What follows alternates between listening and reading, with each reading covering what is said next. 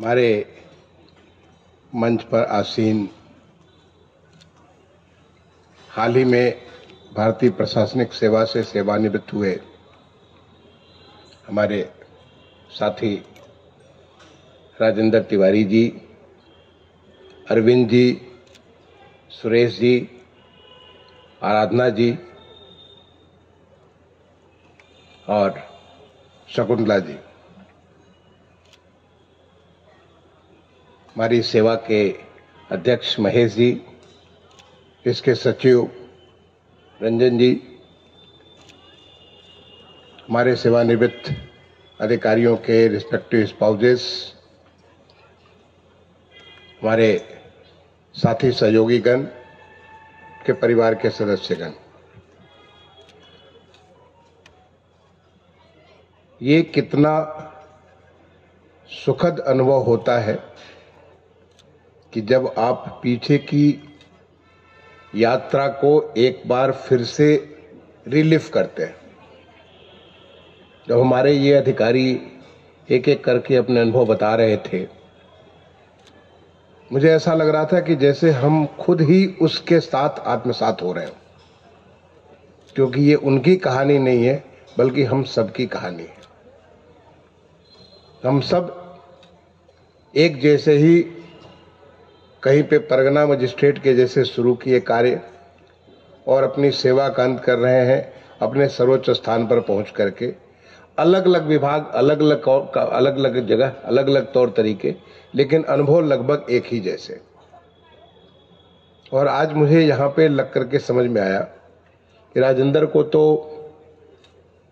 मैं 1978 से जान रहा हूँ और 79 से जान रहा हूँ, और हम लोग तैयारी करते थे सिविल सर्विसेज का। तो वहाँ पे हॉस्टल का हॉल हमारा होता था, हॉल 5 हुआ करता था वहाँ के एच विंग में। हम साथ साथ वहाँ पे एक ही विंग में रहा करते थे। हम पहले निकल गए क्योंकि पहले हम पहले हुए थे, पहले हमने आईआईटी की पढ़ाई चालू की, पहले निकल गए। वो हमारे पीछे थे, इधर पीछे हमारे हैं। और तब से आगरा के जिलाधिकारी के रूप में हमसे इन्होंने चार्ज लिया, और भी तमाम सारी जगह हमारे स्टेट टैक्सेस, उस जमाने में कॉमर्शियल टैक्सेस होता था, वहाँ पे भी मैं प्रमुख सचिव था, वहाँ भी उन्होंने हमारे पीछे वहाँ पे किया। और पता चला कि अभी मुख्य सचिव थे तो उनके पीछे मैं चला आया। तो ये हमारी जो ये सेवा का एक ऐसा अनुभव है जो कि हम सब एक दूसरे को ऐसे ही चल करके एक ही रूप में चल रहे हैं। अरविंद जी की क्या कहने। अरविंद जी को मैं बहुत देर से जाना, मतलब बहुत दिन से नहीं, लेकिन जब मैं भारत सरकार में था तो कई बार जब ये गृह सचिव थे, प्रमुख सचिव थे, आज मुझे समझा कि क्यों आप प्रमुख सचिव गृह बने। आज बात समझ में आई कि कितने सारे टफ निर्णय लेने का आपने बांसगांव से लेकर के, पड़ौना से लेकर के, कानपुर से लेकर के, इतनी सारी चीजें आपके पुलिस के अनुभव थे, और वो बिल्कुल सही जगह पहुंचे थे प्रमुख सचिव गृह के रूप में, जो कि ऐसे योग्य आदमी को। लेकिन मुझे लग रहा था कि उसके बाद आपके लिए कुछ और बड़ी चीज भगवान ने बना रखी थी, जहां से आपको एक ऐसा बड़ा ट्रिपल सेंचुरी मार करके निकले। जिस प्रकार से अरविंद जी, बहुत दिनों तक इनकी इस ट्रिपल सेंचुरी की गूंज उत्तर प्रदेश में बनी रहेगी। 33.5 लाख करोड़ का लक्ष्य रखा गया था, 10 लाख करोड़, 33.5 लाख करोड़ के इंटेंट। कमाल की चीजें अरविंद जी, मैं आपको बहुत बहुत सैल्यूट करता हूँ। ये आपका अनुभव, मैं तो भी आपको देख रहा था होम के रूप में, लेकिन भगवान ने आपको किसी और चीज के लिए तैयार करके रखा था। सुरेश से भी मैं इनसे तो बहुत दिनों से मैं समझता हूँ कि जब मैं प्रमुख सचिव मुख्यमंत्री था तब से इनसे अलग अलग रूप में इंटरेक्ट करता रहा। देखा इतने सौम्य, हर काम को इनका काम करने का स्टाइल पता ही नहीं चलता कि क्या हाँ है क्या ना है। इनका काम करने का स्टाइल ही बड़ा अलग किस्म का है। और अब देखिए, अभी फिर बता रहे हैं कि भी हाँ और ना, अभी हम तो रिटायर्ड भी हैं और रिटायर्ड भी नहीं है। मैंने ये एक ऐसा अनुभव सुरेश जी का, और ये मैं इसको मैंने अभी तो पिछले 1 साल से मैं देख ही रहा हूँ इनका लेबर के रूप में, लेकिन और भी पहले, चाहे वो सिंचाई में रहे हो, चाहे और जगह पे रहे हो, हर जगह मैं देखता था इनका जो स्टाइल है बहुत एम्बिवेलेंट, हियर भी देयर भी। ये बड़ा अच्छा है, बहुत अच्छा है। This is a very good quality. ये हमारी लर्निंग होती है, that is how our personality build होती है। इस सेवा में हमें बहुत कुछ चीजें बनानी पड़ती। आराधना से मैं कह रहा था, आराधना मैं सबसे पहले आपसे मुलाकात मैम के रूप में किया था। सर को ख्याल होगा कि नहीं ख्याल होगा मुझे, मैं आपको याद दिलाऊंगा कि आप चाइल्ड के एसडीएम हुआ करते थे। मेरा छोटा भाई अभी principal chief commissioner income tax है वहाँ पे दिल्ली में। छोटा भाई मेरा वहीं इलाहाबाद में पढ़ता था, तो उसने बताया कि एक आईएएस अफसर यहाँ पे एसडीएम रहते हैं। तो मैं दूसरा एसडीएम, पहला एसडीएम तो मैं मिला था राजीव कुमार साहब से जब कानपुर में था, क्योंकि आईआईटी में हमारा जब रिजल्ट आया तो पहला आईएएस अफसर मेरी मुलाकात हुई थी राजीव कुमार साहब से, ये पूछने के लिए कि मेरा रिजल्ट गलत तो नहीं निकला। क्योंकि अखबार में तो मेरा नाम निकल गया, सब लोगों ने मेरी तारीफ की, लेकिन मेरे पास चिट्ठी नहीं आ रही थी। तो राजीव कुमार साहब ने बताया उसको, उस मंत्र को लेकर के मैं गया तो हमारा पुलिस वेरिफिकेशन फंसा पड़ा था, जिसके नाते फिर जाकर के मेरी चिट्ठी आई। और दूसरे जो आईएएस अफसर थे, सर से आपको ख्याल होगा आप एसडीएम चाइल्ड थे, और तब आराधना मैम से मुलाकात हुई। लेकिन पता चला कि जब मैं स्टूडियो लखनऊ था तो मेरे पास हमारी एसडीएम बन करके आ गई। तो ये परिवर्तन मैंने आराधना में देखा कि आराधना जी की जो काम करने का स्टाइल, जैसे किस प्रकार से इन्होंने किया। शकुंतला से पहली मुलाकात मैं समझता हूँ कि as a urban secretary Bharat सरकार में, और मैंने बहुत तंग किया, मतलब पूरे देश को तंग करता था। Shakuntala, it was not for you, पूरे देश में मैं उसी जज्बे के साथ लगा हुआ था। तो you are also part of that. फिर जब मैं यहाँ लौट गया तो मैंने देखा कि आप कितना बढ़िया काम करती, और उत्तर प्रदेश को आप इस तरह से ले गए, उत्तर प्रदेश को आपने बिल्कुल टॉप पे ले गई, हर कार्यक्रम में टॉप पे ले गई, ये बहुत तारीफ की बात है। तो हर कोई हमारे जितने, अगर आप यहाँ पे जो हमारे अधिकारी बैठे हैं, हर कोई अपने अलग अलग किस्म के अनुभव लेकर के चलता है। कुछ खट्टे अनुभव हैं, कुछ मीठे अनुभव हैं, कुछ खट्टे मीठे भी हैं, दोनों किस्म के अनुभव भी हैं। और आपने सफलतापूर्वक अपनी सेवा पूरा की। अब आपको एक नई जिंदगी की शुरुआत करनी है। तो ये जिंदगी एक बिल्कुल अलग जिंदगी है। यहाँ पे तमाम किस्म के बंधन थे, अब उन बंधनों से मुक्त। किसी ने कहा कि अब तो हम आकाश में, गगन में उड़ने वाले पक्षी हैं। अब उस पक्षी के जैसे हम उड़ेंगे, बहुत कुछ चीज हासिल करेंगे, और हमारे पास वो बंधन नहीं होगा। बहुत अच्छी बात है।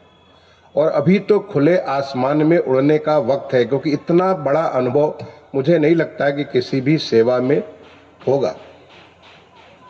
मैं दुनिया के तमाम सारे देशों में गया, तमाम सारे फोरम्स में मैंने प्रेजेंटेशंस किए, तमाम सारे जगहों पे मैं अलग अलग, कभी भारत को प्रतिनिधित्व करते हुए, कभी अपने प्रदेश को प्रतिनिधित्व करते हुए, कभी स्वयं अपनी पर्सनल कैपेसिटी में, क्योंकि मैंने बहुत एकेडमिक्स भी बहुत काम किया है, बहुत सारा पढ़ाई लिखाई की है, बहुत कुछ लिखा पढ़ा है मैंने। तो अलग अलग कैपेसिटी में अलग जगह गया, लेकिन मुझे दुनिया में कहीं भी ऐसी सेवा नहीं मिली जो कि हर प्रकार का अनुभव रखती हो। बड़े अच्छा आपने कहा कि आज आप शिक्षा में हैं, कल को कहा गया पंचायत के एक्सपर्ट हो गए, परसों कहीं और है तो वहीं के एक्सपर्ट हो गए। और समटाइम हम महसूस भी कर लेते कि हम एक्सपर्ट हो गए, होते भी नहीं है। सबसे बड़ी बात है इसमें, it is a wonderful transformation की हम हैं चाहे नहीं है, लेकिन हम मान लेते हैं हम एक्सपर्ट हो गए। अगले दिन नेक्स्ट प्रेजेंटेशन करना ऐसे ही करेंगे as if I know everything. I may not be knowing anything, but I know everything. This is the kind of feeling this service gives. But now इस फीलिंग को, मतलब इनफैक्ट मैं वाकया आपको शेयर करूंगा। जब मैं आगरा का कलेक्टर होता था, कुछ एक कलेक्टर्स को भारत सरकार से सेलेक्ट करके भेजा गया था इंडोनेशिया की स्टडी के लिए। वहां पे कलेक्टर के बराबर जो होते थे उनको भूपति कहते थे। इंडोनेशिया में कई सारे कलेक्टर से मुलाकात हुई। हम लोग करीब 3 हफ्ते तो पूरे इंडोनेशिया घूमे। वहां के कम्युनिटी डेवलपमेंट प्रोग्राम के बारे में बड़ा अच्छा काम होता था, बहुत कुछ मेरी लर्निंग हुई। उसमें योगेंद्र नारायण साहब मुख्य सचिव होते थे, उनके सामने मैंने प्रेजेंटेशन किया। काफी कुछ आगरा में मैंने उसके अनुभव को जोड़ा। तो मैं जब जाता था उनसे कहता था कि आप भूपति हो यहाँ के, और मैं भूपति हूँ अपने देश में उस जगह का जहाँ पे ताजमहल रहता है, तो वहां का मैं भूपति हूँ। तो कितनी बड़ी फीलिंग होती थी कि भूपति, और होता है वास्तव में। हमारी जो फीलिंग होती है कि वहां का सब कुछ चीज, सारी की सारी चीजें एक आपके पास ताकत में आ जाती है। लेकिन क्या हम इस अनुभव से आगे आने वाले समय में अपने देश को क्या कर सकते हैं, अपने लिए क्या कर सकते हैं, समाज के लिए क्या कर सकते हैं? बहुत कुछ कर सकते हैं। इतना बड़ा अनुभव किसी के पास नहीं होगा। और आज हमारा देश इस तरह से बदल रहा है, जो प्रधानमंत्री जी ने कहा अमृत काल प्रारंभ हो चुका है। और अब जरूरत है ऐसे तमाम लोगों की जरूरत है जो कि अलग अलग रूप में इस देश को बदलने में अपना सहयोग करेंगे। जरूरी नहीं कि आपके पास कोई सरकारी दायित्व हो।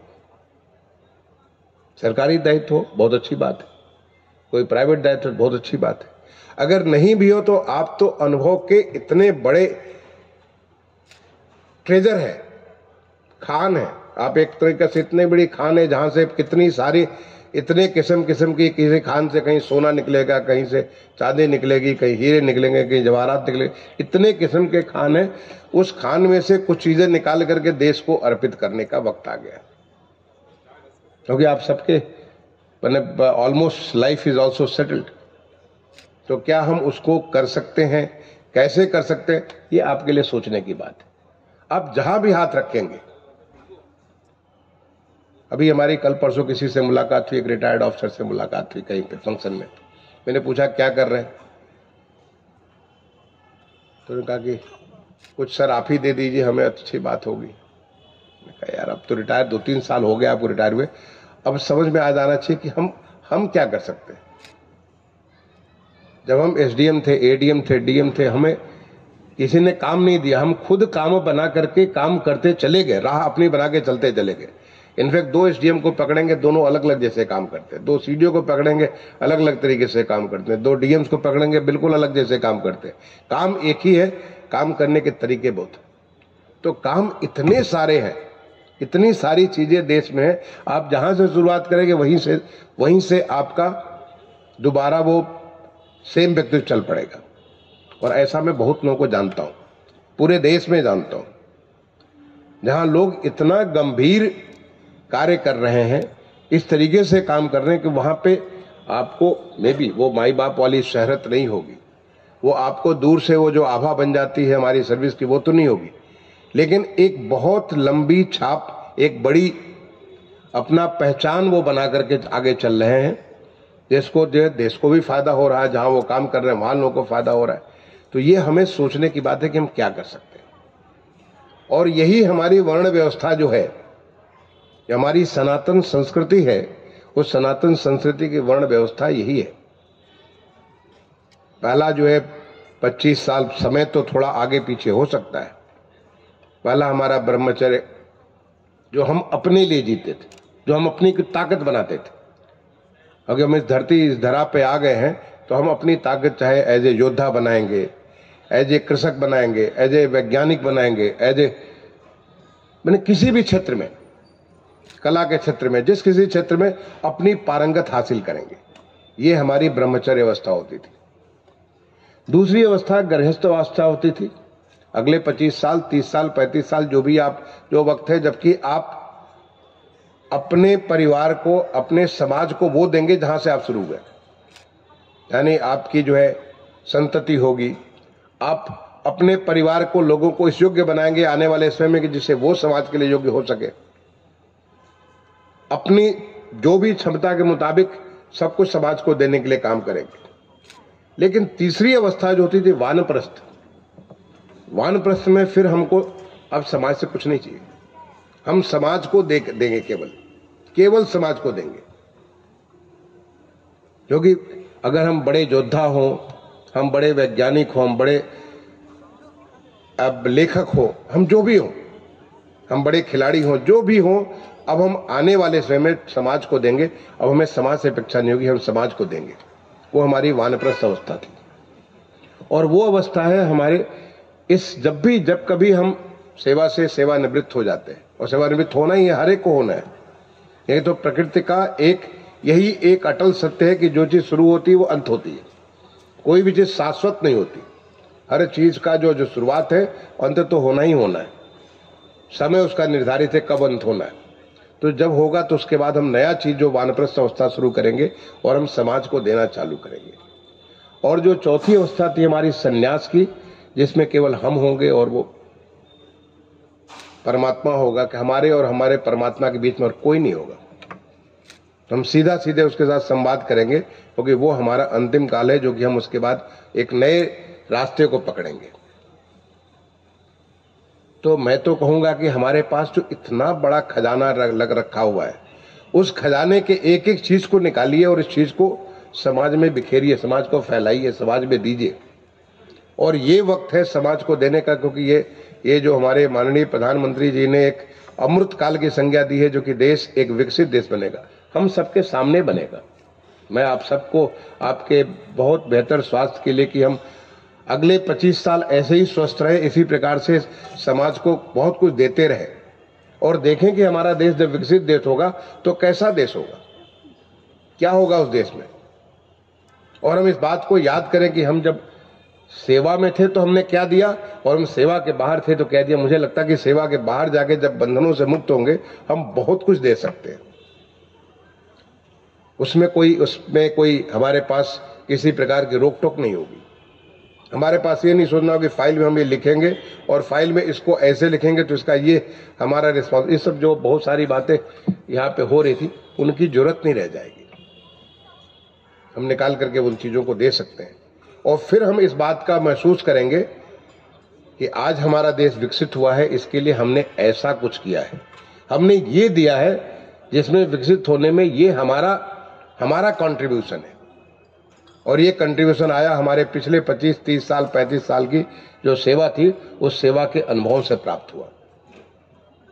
एक विकसित देश का नागरिक होकर के फिर हम संन्यास अवस्था को प्राप्त करेंगे, जब हम आगे की अपनी अगली यात्रा के लिए हम और हमारे भगवान के बीच में, परमात्मा के बीच में कोई नहीं होगा। मैं समझता हूं कि अगर आप, क्योंकि हम इतने, मैं कहूंगा ईश्वर के इतना बड़ा उसका आशीर्वाद है हमारे ऊपर, हम ही इस सेवा में आ सके।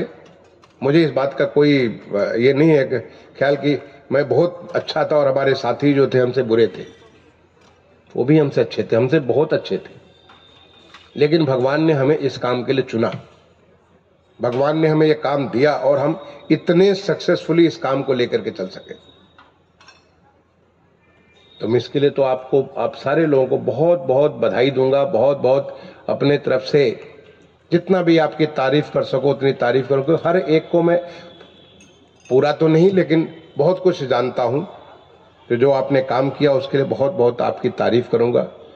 अपने एसोसिएशन के तरफ से आप सबको मैं शुभकामनाएं दूंगा, आपको भी और आपके स्पाउसेस को भी, कि आप अपनी अगली यात्रा जिस ताकत के साथ आपने शुरुआत की उससे बड़ी ताकत के साथ आप करें। आप स्वस्थ रहें, सुखी रहें, प्रसन्न रहें और समाज को देते रहें। बड़ी अच्छी बात किसी ने कही कि जब आप देना बंद करेंगे, जिस दिन पानी बहना बंद करेगा पानी में सड़न आ जाएगी, जिस दिन पेड़ों में पत्तियां आनी बंद हो जाएंगी पेड़ सूख जाएंगे। आप जहां भी धारा बंद होती है, जब हमारा प्रकृति है चलते रहना, हमारा प्रकृति है देते रहना, हमारा प्रकृति है करते रहना, जिस दिन हम उसे विमुख होंगे चीजें बंद हो जाएंगी। वो फिर क्योंकि they will close the life वहीं पे खत्म हो जाती है। तो मैं तो कहूंगा कि आप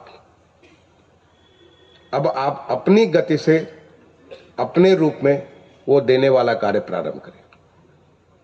आपको इतना सारी जो आपको एक, ये तो केवल सिंबल रूप में मैं समझता हूं कि हमारे पूरी सेवा की आप सबकी सद्भावनाएं सबके हैं। आपसे मैं ये भी गुजारिश करूंगा कि आपके जितने अच्छे अनुभव उनको लिख डालिए। मे भी आपके उस अनुभवों से दूसरे लोगों को सीखने को कुछ मिले। आप उसे कहानी के रूप में लिख सकते हैं, उसे आप लेख के रूप में लिख सकते हैं, उसे आप उपन्यास के रूप में लिख सकते हैं, उसे आप कविताओं के रूप में लिख सकते हैं, किसी भी रूप में जैसे ट्रांसमिट कर सकते हैं दूसरों तक, ताकि आपके अनुभवों का लाभ किसी और को मिलेगा। आप वो भी काम कर सकते हैं, बहुत कुछ चीजें कर सकते हैं। मैंने रंजन से एक चीज रिक्वेस्ट किया कि जो प्लेट आपका है इस प्लेट पे इसको ब्लैंक प्लेट न दे करके, इस प्लेट पे मैंने रंजन से रिक्वेस्ट किया कि जो हमारा योगः कर्मेश कौशलम, इतना बढ़िया हमारा जो है योगः कर्मेश कौशलम का जो हमारा ये भारतीय प्रशासनिक सेवा का जो लोगो बना है, इसको बीचों बीच छाप दो, ताकि जब कहीं भी प्रदर्शित हो तो लगे कि ये हमारे योगी है जिन्होंने देश के लिए इतना सब कुछ किया है। साथ ही साथ मैंने ये भी निवेदन किया है, इस योगः कर्मेश कौशलम के ऊपर हमारे उत्तर प्रदेश का लोगो जिसमें 2 मछलियां हैं, कितनी शुभ है, धनुष बाण है, उस लोगो को उसके टॉप पे डाल दो और उसके नीचे